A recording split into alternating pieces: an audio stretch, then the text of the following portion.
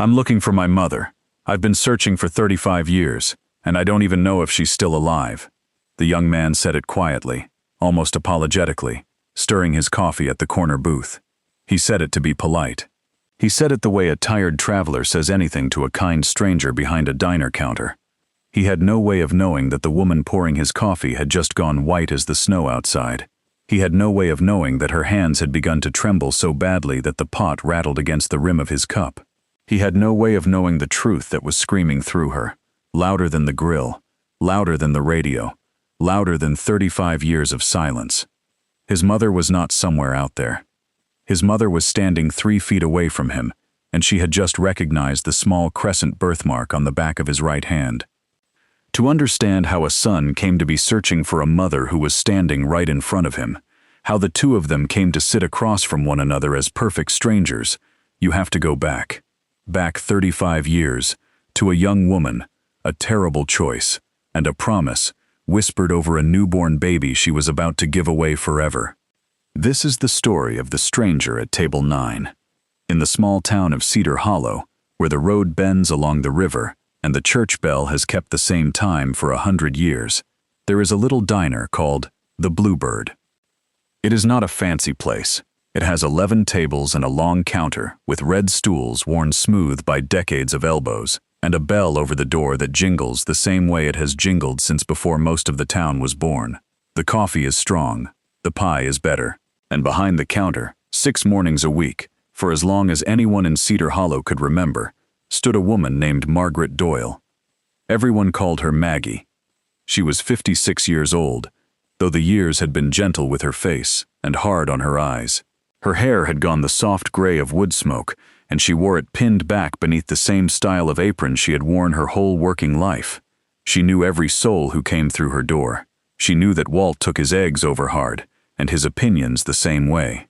She knew that the Hendricks girl was expecting again, and that old Mrs. Ferris came in less for the soup than for the company, and she always found a reason to sit with her a while.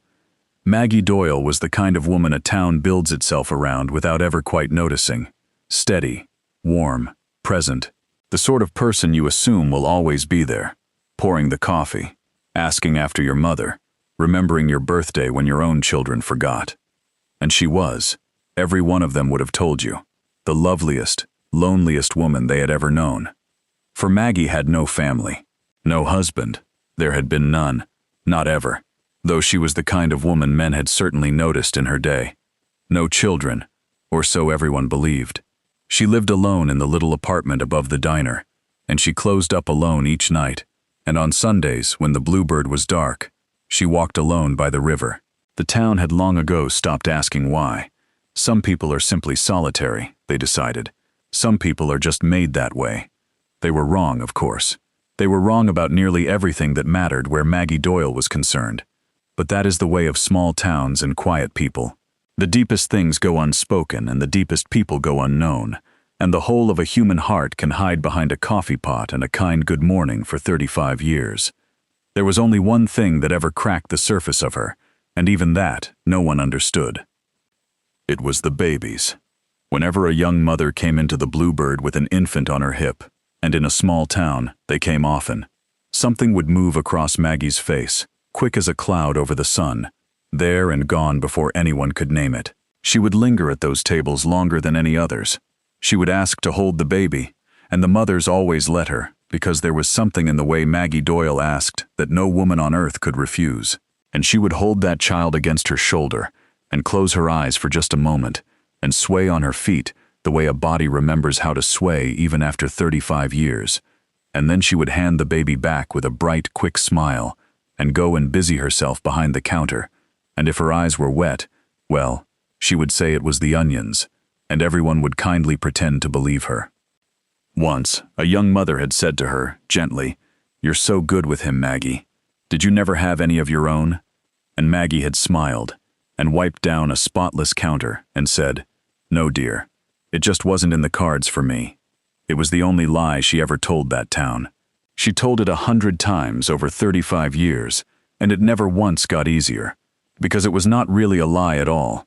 It was a grave with a smile laid over it, the same as Table 9, The same as the little silver bird she kept in a drawer upstairs and took out, some nights, just to hold.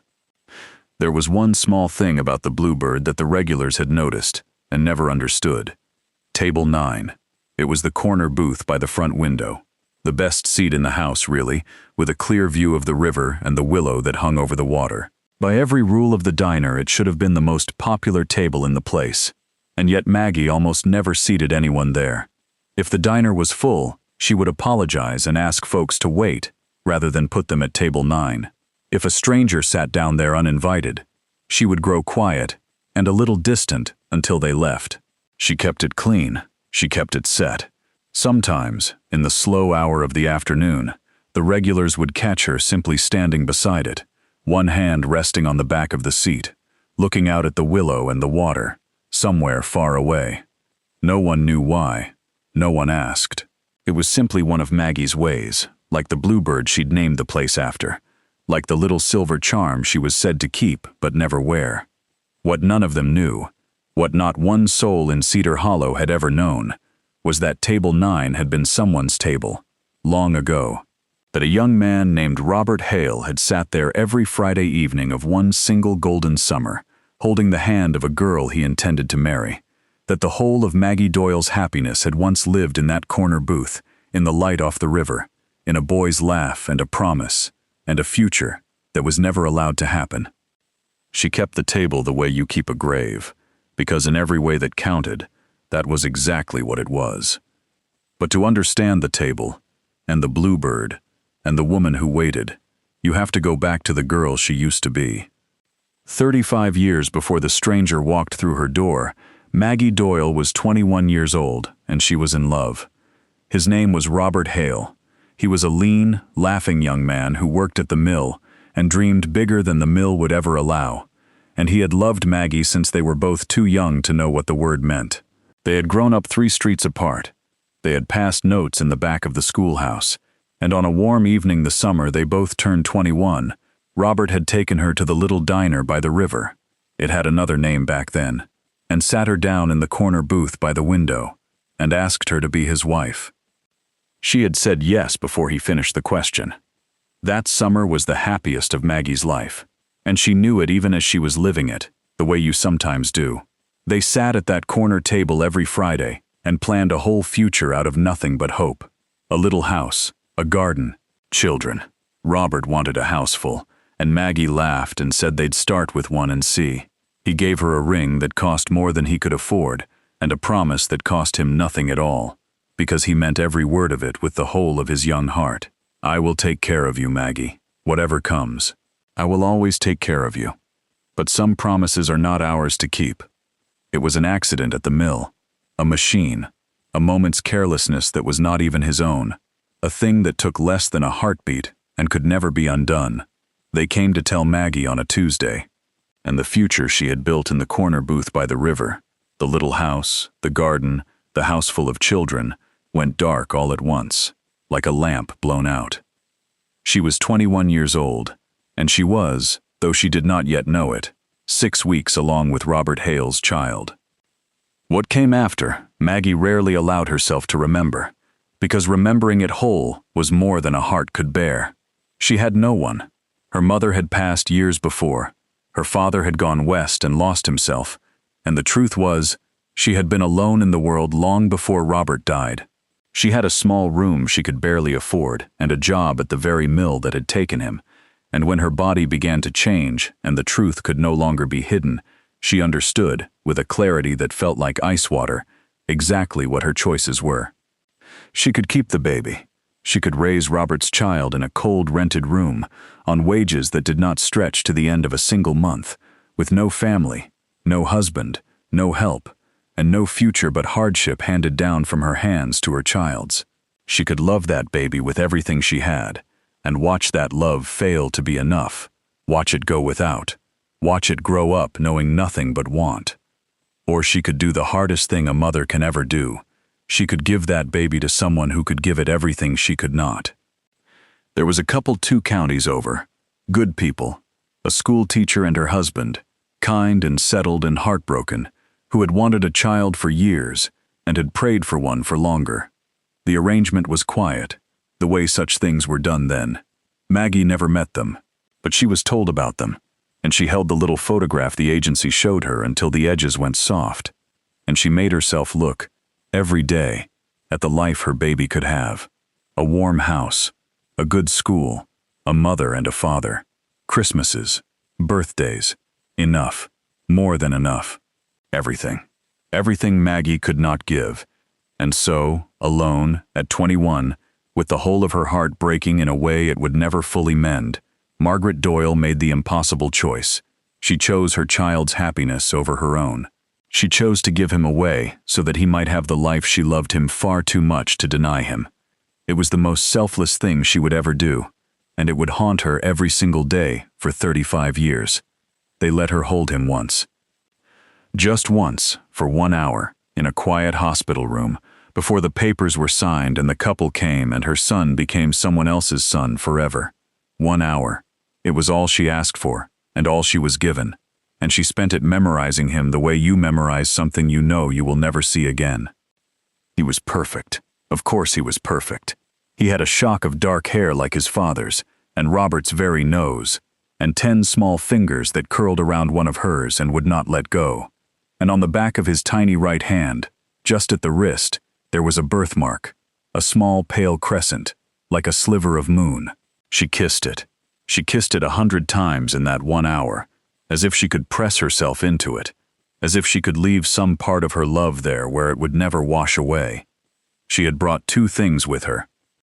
The first was a note, written and rewritten a dozen times through a dozen sleepless nights, until she had pared it down to the only words that mattered. To my son, I will love you every day of my life. Be happy, that is all I ask, and all I will ever ask. Fly home someday, if the world lets you. M. The second was a small silver pendant in the shape of a bluebird. It had been her mother's, one of the only things Maggie owned in the world that was worth anything at all, and she tucked it into the folds of his blanket with the note, so that he would carry into his new life one small thing that had come from her. On the back of the bluebird, in a tiny hand at a jeweler's counter, she'd had a single word engraved. Not the name the couple would give him. She would never know that name. The name she gave him, in her heart, in that hour, the only name she would ever have the right to call him. Sam. When the hour was over, she gave him one last kiss on the little crescent moon on his hand, and she whispered his name once, and she let him go. She did not cry when they took him. She had promised herself she would not, because she did not want the last thing her son ever felt from her to be grief. She smiled at him. She held that smile like a woman holding her breath underwater. And only when the door had closed, and the room was empty, and there was no one left to see, only then did Margaret Doyle sit down on the cold floor and weep as though the world had ended. In a way, it had. In a way, one world had ended, so that another might begin. That is the terrible arithmetic of a mother's love. She left that town not long after. She traveled and worked and drifted, until one day she came to Cedar Hollow and found a little diner for sale by the river, with a corner booth by the window that reminded her, the moment she saw it, of a boy and a promise and a summer long ago. She bought it with everything she had saved.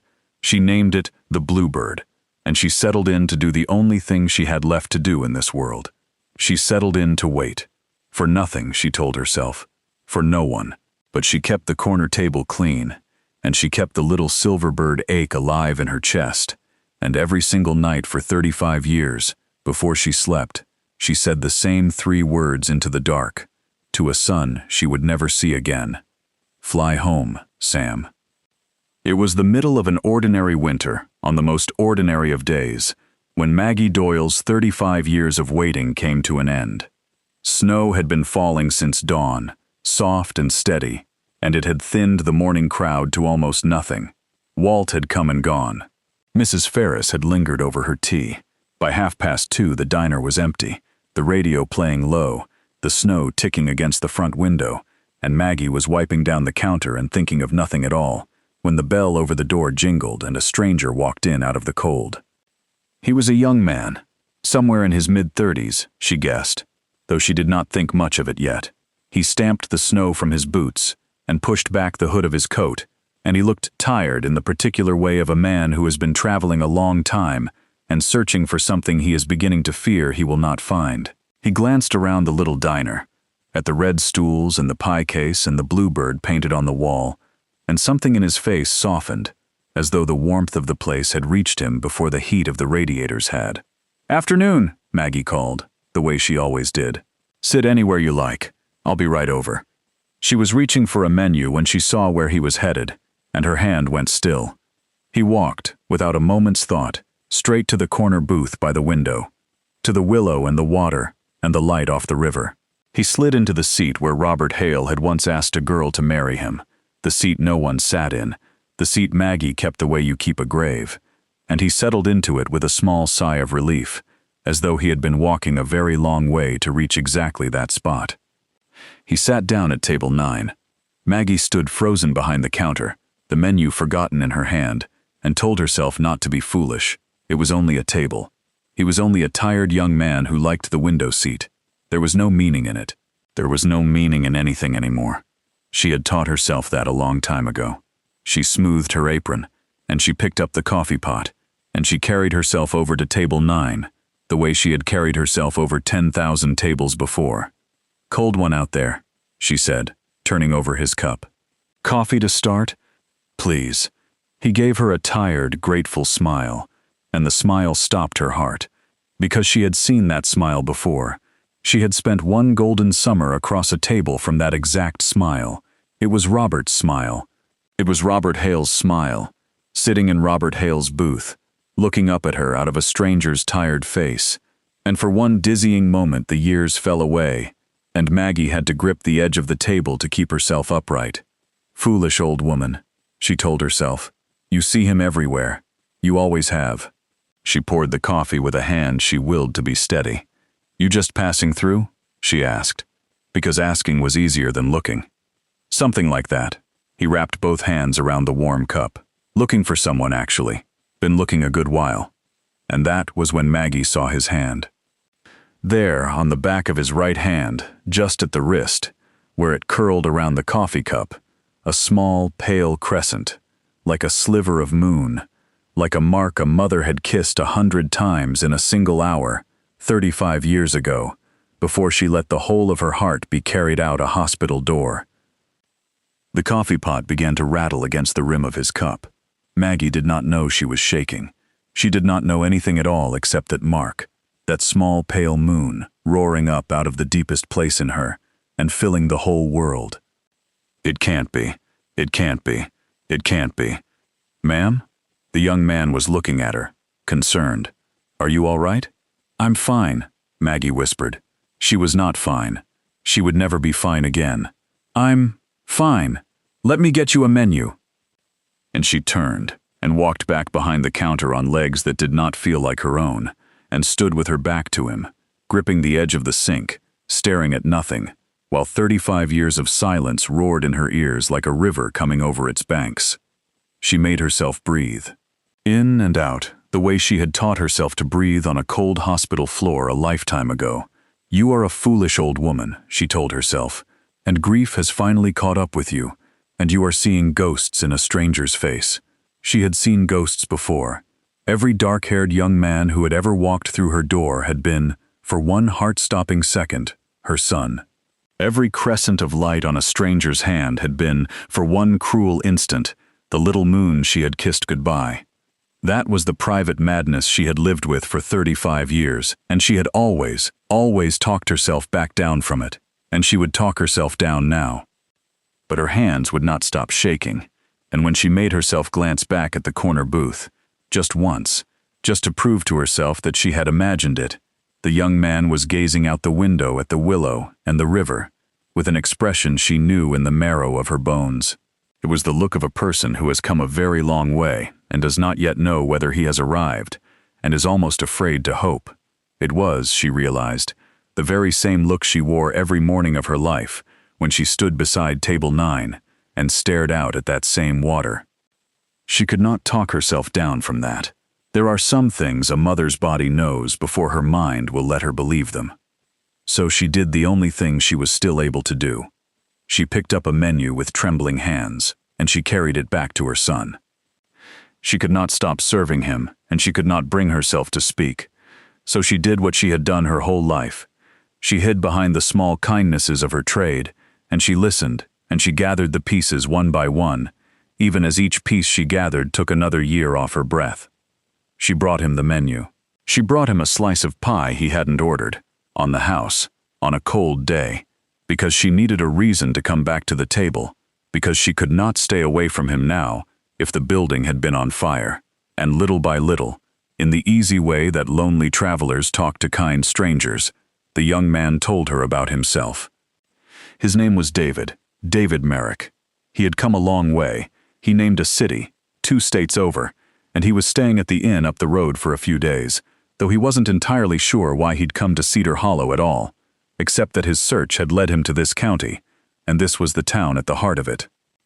"I was adopted," he said, when Maggie found the courage to ask what he was searching for. He said it plainly, without pain, the way a man says a thing he has long ago made peace with. "Good people. The best people. My mom and dad, my adoptive folks. They gave me a wonderful life. I never wanted for a thing. My dad passed when I was young, but my mom, Ruth," he smiled, and there was grief in it now, fresh and gentle. "Ruth Merrick, finest woman who ever lived. She raised me all on her own after Dad, and she loved me like her own. I never once felt like anything but her own." "She sounds," Maggie managed, "like she was wonderful." She was. David turned his coffee cup slowly. "She passed a few months back. That's really why I'm here." He was quiet for a moment, and Maggie, who could not have walked away from that table now if the snow had buried the whole town, let the silence be, the way she had learned to let a grieving person find their own way to the next word. "You want to know the thing I keep thinking about," he said at last. "When I was maybe 7 years old, some kid at school found out I was adopted and said something cruel about it. You know how kids are. I came home crying, said I wanted to know why my real mother didn't want me." He shook his head at the memory, half a smile on his face. "And Ruth, my mom, she sat me down at the kitchen table, and she didn't get angry, and she didn't rush it. She just looked at me and said, 'David, your first mother didn't give you away because she didn't want you. She gave you away because she wanted the whole world for you, and she was brave enough to make sure you got it. There's no such thing as your real mother and your not real mother. You've just got 2 mothers, and that means you got loved twice as much as most folks ever do." His voice went thick. "I believed her. I've believed her my whole life. It's the reason I could go looking without any anger in me. She took the poison right out of it, before it ever had a chance to grow." Maggie had to set down the coffee pot. She pressed her hand flat against the table to steady it, twice as much as most folks ever do. Across 35 years and 2 counties, a woman she had never met had taught her son not to hate her, had, in fact, taught him to honor the very choice that had broken Maggie's heart. She had spent 3.5 decades fearing the woman who raised her baby, and now she understood that Ruth Merrick had spent those same decades quietly protecting Maggie's place in her son's heart, guarding it, keeping it warm, for a mother she would never know. "She sounds," Maggie whispered and had to stop and start again, "like the finest woman who ever lived." "That's exactly what I always say," David said, surprised, and smiled at her. "Word for word, that's exactly what I always say about her." Maggie's world had gone very quiet and very bright. "That's really why I'm here," David said again, softer now. "When I was going through her things, I found a box, adoption papers, and a letter she'd written me, years ago, to be found after she was gone. She wrote that she'd always known this day might come, and that she wasn't afraid of it, and that if I ever wanted to find my birth mother, I should, that it wouldn't ever take anything away from what we had." His voice thickened. "She even left me a place to start, a county, an agency, and she left me something my birth mother had sent along with me, something she'd kept safe for me my whole life, waiting for the right time to give it to me." Maggie's heart had stopped beating. She was certain of it. She stood beside table 9, the empty coffee pot forgotten in her hand, and she could not have spoken to save her own life. David reached into his shirt, under his collar, and drew out a cord that hung around his neck. On the end of it, Small and worn and polished by 35 years of being held, was a little silver pendant in the shape of a bluebird. "She sent me this," he said softly, turning it in the window light. "My birth mother. It's the only thing I have of her. I don't know her name. The records are sealed, mostly, and what isn't sealed is just a letter M. I don't know her face. I don't know if she's alive or gone, happy or sorry, if she ever thinks about me at all." He ran his thumb over the little bird, a gesture worn smooth by a lifetime of doing exactly that. "But there's a name on the back. Not my name. Mom and Dad named me David. This is a different name. The name she must have given me, before she let me go." He turned the pendant over, and Maggie did not need to see it to know what was engraved there in a tiny, careful hand. "It says Sam." The coffee pot slipped from Maggie Doyle's fingers. It did not shatter. She caught it against her apron by some instinct older than thought. But the sound of it, the clatter and the sudden movement, made David look up, and what he saw on the old woman's face made him half rise from his seat. "Ma'am, Maggie, are you all right? Here, sit down. You've gone so pale." "I'm sorry," she breathed. "I'm so sorry. It's the heat. It's nothing. I just..." She backed away from the table, one step, then another, her hand pressed to her mouth. "Excuse me, excuse me one moment." And she fled to the little kitchen at the back, and pushed through the swinging door, and stood with her back against the wall, and both hands over her face, and shook. He was here. Sam was here. Her son was here. He was sitting at his father's table, wearing his father's smile, carrying her mother's bluebird against his heart, 35 years after she had kissed the little moon on his hand and let him go. He had come home. He had actually, truly come home, and he did not know it. He was searching the whole wide world for a mother who was standing on the other side of a swinging door, close enough to touch. All she had to do was walk back out there and tell him. "I'm M," she could say. "I'm Maggie. I'm the one who wrote the note. I named you Sam. I have kissed that little moon on your hand 10,000 times in my dreams. I am your mother, and I have waited 35 years for you to walk through that door." She stood in the kitchen, with the words rising in her throat. And then, slowly, like a tide going out, the old fear rose up and pulled them back down. For here was the question that had lived in the deepest chamber of her heart for 35 years, the question she had never once been forced to answer, because she had never once believed the day would come. What if telling him is only for me? He had a good life. He had told her so himself. He had a mother he adored, Ruth, the finest woman who ever lived, the one who had rocked him and raised him and loved him like her own. What could Maggie possibly offer him now, this stranger she had given away, except the disruption of a peace she had bought for him at the highest price a mother can pay? What if he was angry? What if, beneath the gentle way he spoke of it, there lived a wound she had put there, the wound of being given away, and her face was the last face on earth he truly wanted to see? What if the kindest thing, the last and best gift she could give her son, was to stay behind this door, and pour his coffee, and let him leave Cedar Hollow believing his search had come up empty, so that he could go home to his life and his memories of Ruth in peace? She had given him away once out of love. Perhaps love was asking her to do it again. Maggie Doyle wiped her face on her apron. She squared her shoulders the way she had squared them in a hospital room 35 years before, holding a smile like a breath held underwater. And she pushed back through the swinging door to serve her son his coffee, and to let him go a second time. She meant to do it. God help her, she meant to. She went back out and refilled his cup, and she kept her voice steady, and her hands nearly still, and she let David talk, and she memorized him the way she had memorized him once before, the dark hair, the tired smile, the way he ran his thumb over the little silver bird when he spoke of things that mattered. She stored him up. She gathered every second of him against the long, cold years still ahead, the way a woman gathers firewood before a winter she knows will be hard. And when at last he sighed, and looked out at the fading light on the snow, and said the thing she had been dreading, she was ready for it. "I think this might be the end of the road for me," David said quietly. "I've asked all over this county. Nobody remembers an M. Nobody remembers a young woman who gave up a baby 35 years back. Or if they do, they're not saying, and I can't blame them. Some things folks keep private, and they've got the right. He wrapped the cord back around his neck and tucked the bluebird away beneath his collar, and the sight of it disappearing was very nearly more than Maggie could bear. I'll head out in the morning. Go home. I suppose I always knew I might not find her. He gave a small, sad smile. Ruth used to say some questions aren't meant to be answered. They're just meant to be carried, gently. And are you? Maggie's voice came out cracked, and she cleared her throat and tried again. She should not have asked. She could not have stopped herself. Are you angry with her, your birth mother, for giving you away?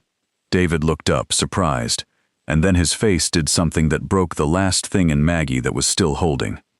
No, he said softly. No, ma'am. I'm not angry.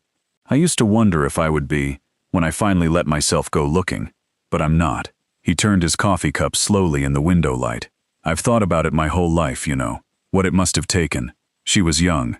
The records say she was just 21, and all alone, no family, the baby's father already gone. 21, and alone, and she gave me to a family who could give me everything. He shook his head slowly, and his eyes were bright.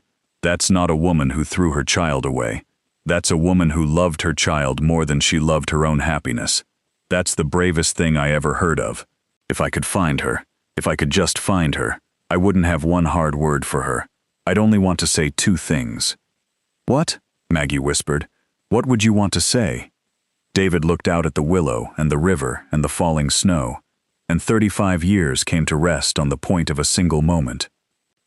I'd want to tell her I had a wonderful life, he said, that her gift worked, that I was loved every single day, and I grew up happy, and I turned out all right, and it was all because of the hardest thing she ever did. He drew a breath. And then I'd just want to say thank you, that's all. 35 years, and all I really came all this way to say is thank you, and that I hope, wherever she is, she found some happiness of her own. He smiled at the kind old woman by his table, this stranger who had listened to his whole heart on a snowy afternoon. That's all, he said. That's the whole of it. Silly to come so far just for that, I suppose. And Margaret Doyle stood beside table 9, beside her son, beside the last 35 years of her life, and she understood that every fear she had carried behind that swinging door was a lie. He was not angry. He did not need protecting from her. He had not come to open an old wound. He had come to close one, hers and his both, with the only 2 words she had never once dreamed she would live to hear. The love that had made her give him away was the very same love that would not, could not, let her stay silent now. She set down the coffee pot. She pulled out the seat across from him, the seat where she had once said yes to a boy who promised to take care of her forever, and she sat down at table 9, across from the child she had waited a lifetime to see, and she reached out with a trembling hand, and gently, so gently, turned over his right hand on the table, so that the little pale crescent caught the light. When you were born, Maggie said, and her voice was steady now, steady and low and full, you had this little mark on your hand, right here, like a sliver of the moon. She touched it with one fingertip, the way she had touched it 100 times in a single hour, 35 years ago. I used to kiss it. I kissed it 100 times, because I knew it was the only hour I'd ever get. David went very still. They let me hold you for 1 hour, she went on, tears sliding freely down her face now, and she did not brush them away, because she was done, at last, holding her breath underwater.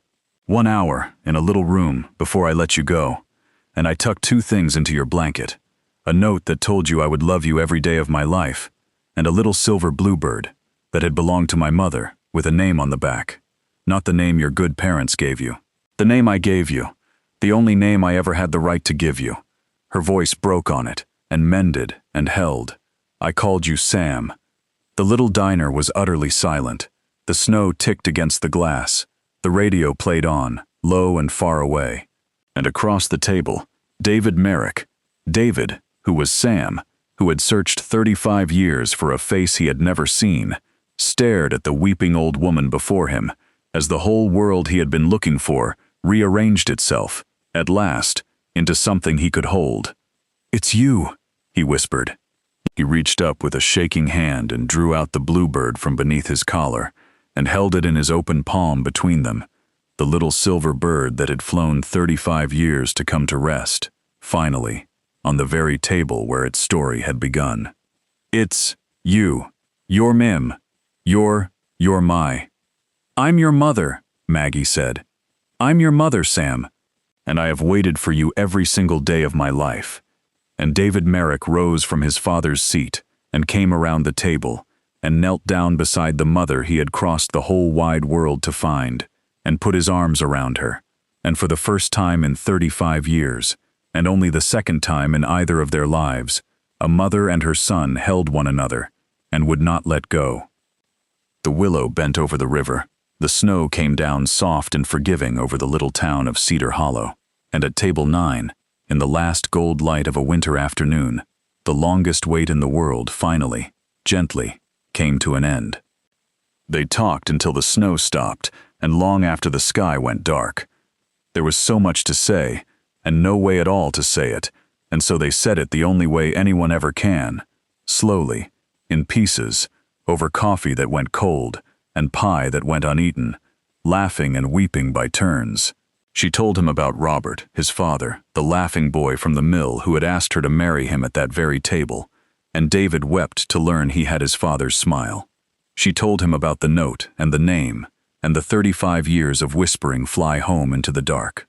And he told her about Ruth, the mother who raised him, and Maggie, who had feared that name most of all, found that she loved Ruth Merrick with her whole heart, this stranger who had rocked her baby and dried his tears and loved him every day that Maggie could not. She'd have liked you, David said. Ruth, she always told me, if I ever found you, to thank you for her too, for the gift of me, she used to say. He took the old woman's hand. You gave me a wonderful life, and you gave her a son. You made 2 mothers happy with one impossible choice. I made 3 of us happy, Maggie said softly, looking at his hand in hers, at the little moon on his wrist. You just gave the 3rd one 35 years to wait.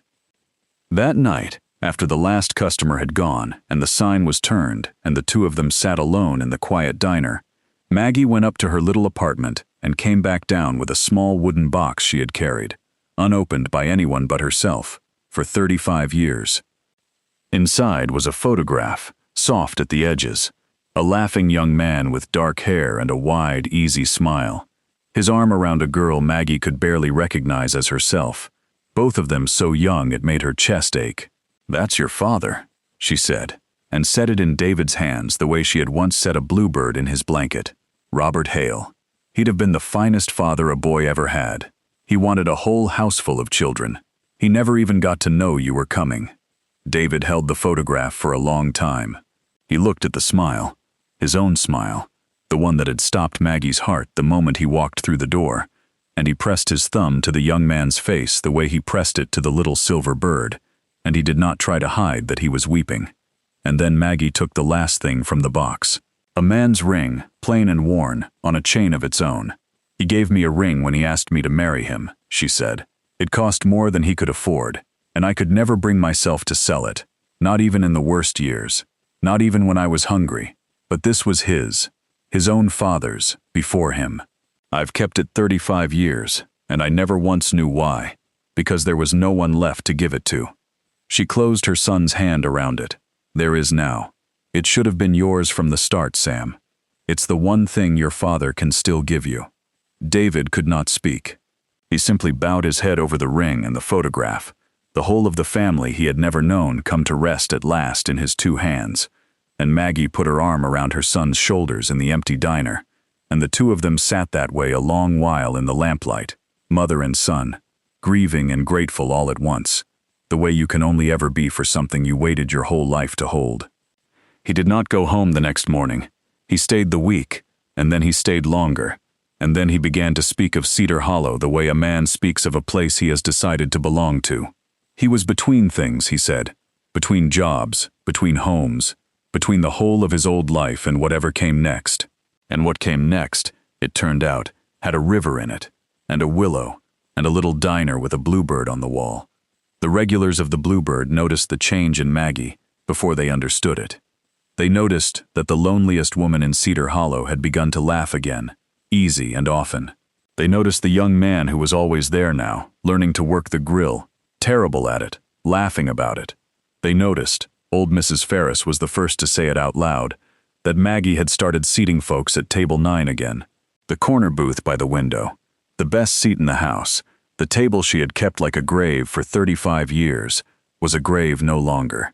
It was where she sat every evening after closing, across from her son, watching the light go down over the water. She never did tell the whole town the story.